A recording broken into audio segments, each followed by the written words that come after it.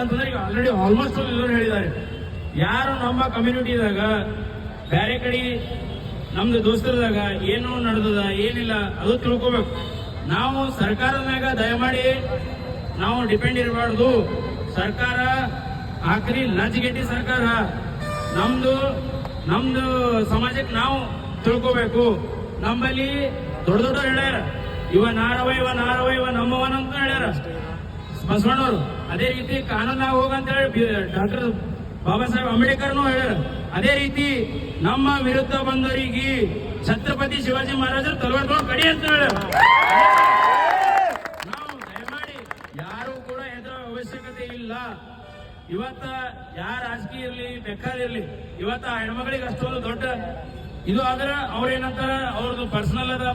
personal ಇಲ್ರಿ, personal ಏನಿರ್ತದ ಅವ್ರ ತಂದೆ ತಾಯಿ ಹೇಳ್ತಾ ಇದಾರೆ ಪರ್ಸನಲ್ ನಂದು